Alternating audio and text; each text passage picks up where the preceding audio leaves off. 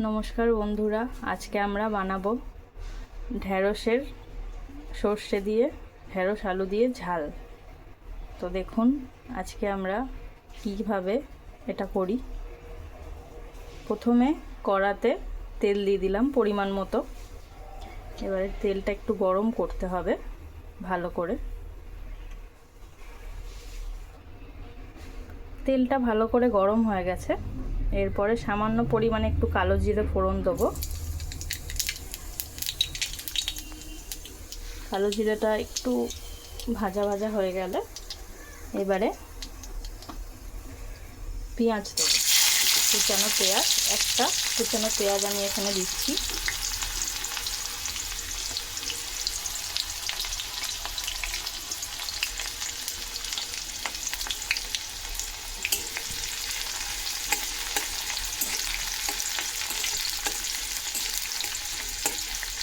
পেঁয়াজটা ভালো করে ভাজা ভাজা করতে হবে।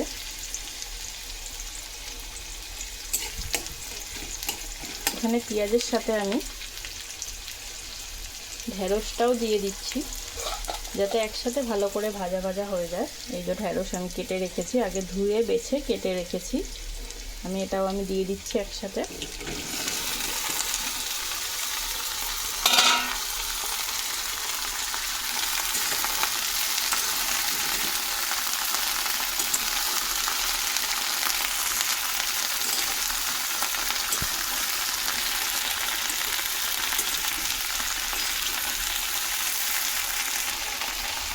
এবার আমি আলুটাও দিয়ে দেবো, সবগুলো একসাথে ভাজা ভাজা করে নেব।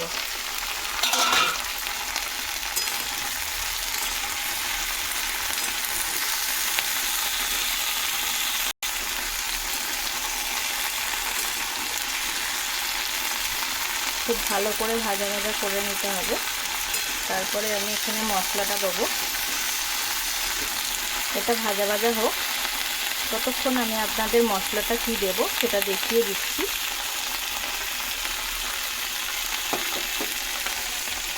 এখানে কয়েকটা কাঁচা লঙ্কা আছে আর একটু সর্ষে আছে। এর মধ্যে একটু নুন দেবো আর জল দিয়ে এটাকে পেস্ট বানাবো। এই পেস্টটাই এর মধ্যে মশলা হিসাবে যাবে। চলুন তাহলে মশলাটা করে নেওয়া যাক। ঢ্যাঁড়স আর আলুটা ভাজা ভাজা হচ্ছে, আর একটু ভাজা ভাজা হয়ে গেলেই আমরা মশলাটা ঢেলে দেবো।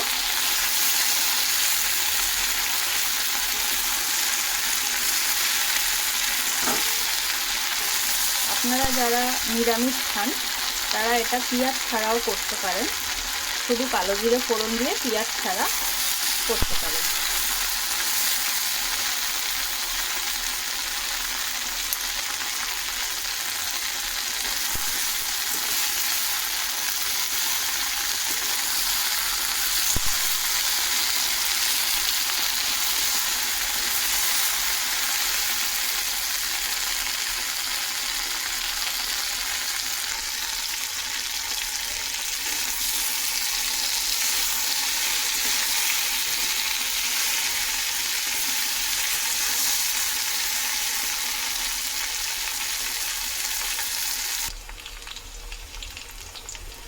দেখুন বন্ধুরা, ভালো করে ভাজা ভাজা হয়ে গেছে এটা। এবারে আমি মশলাটা ঢেলে দেবো। এই যে মশলাটা ভালো করে মিহি করে পেস্ট করে নিয়েছি, এবারে এটা ঢেলে দেবো।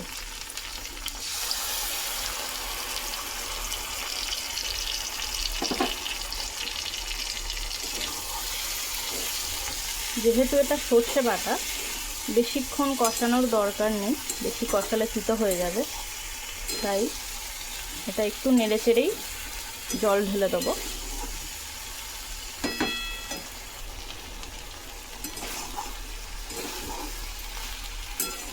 সর্ষেটা ভালো করে মিক্স হয়ে গেছে সবজিটার মধ্যে। এবারে আমি জলটা ঢেলে দেবো, বেশি কষালে তিতো হয়ে যাবে। এবারে নুন হলুদ দিয়ে দেবো এর মধ্যে পরিমাণ মতো।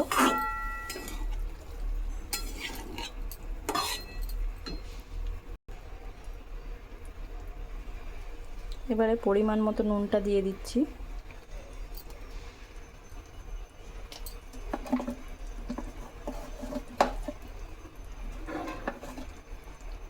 হলুদটাও দিয়ে দেবো।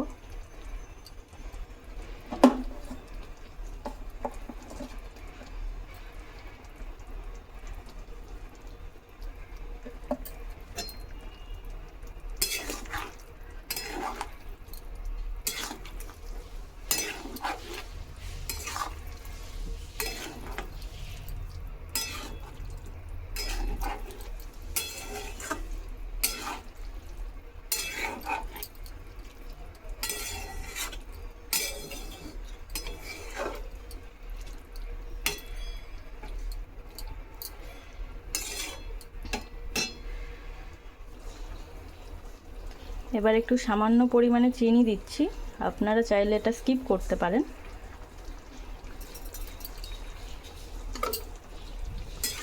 এটা ভালোভাবে নেড়ে নেব।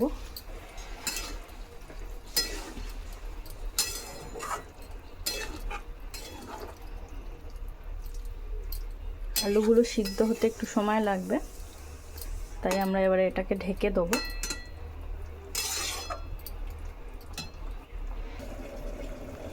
বন্ধুরা দেখি কতটা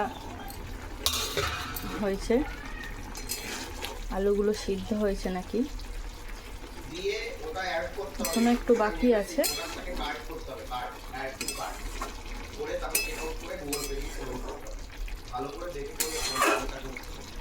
আমি একটু বেশি জল দিয়েছি, একটু মাখা মাখা খাবো বলে।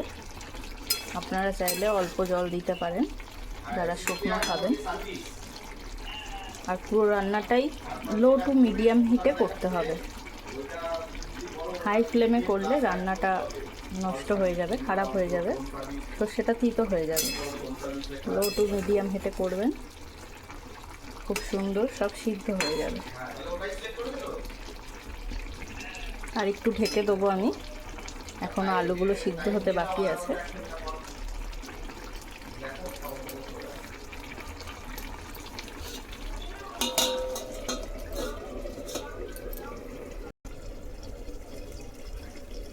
বন্ধুরা দেখা যাক আলুটা সিদ্ধ হয়েছে নাকি আর রান্না কতটা হলো।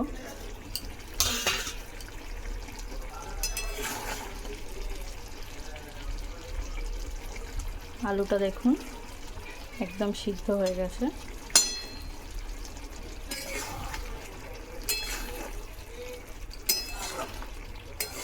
খুব সুন্দরভাবে সব কিছু সিদ্ধ হয়ে গেছে।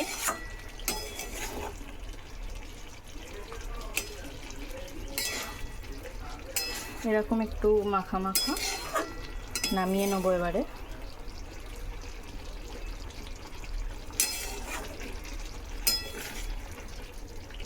এবারে আমি এটা বাটিতে নামিয়ে নিই, তারপরে আপনাদের দেখাচ্ছি।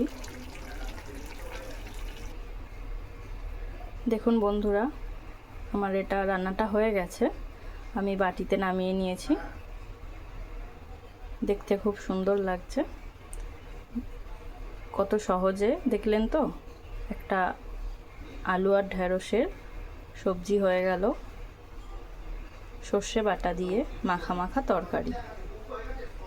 আপনারা চাইলে এটা ট্রাই করতে পারেন, ট্রাই করে দেখুন, অবশ্যই ভালো লাগবে।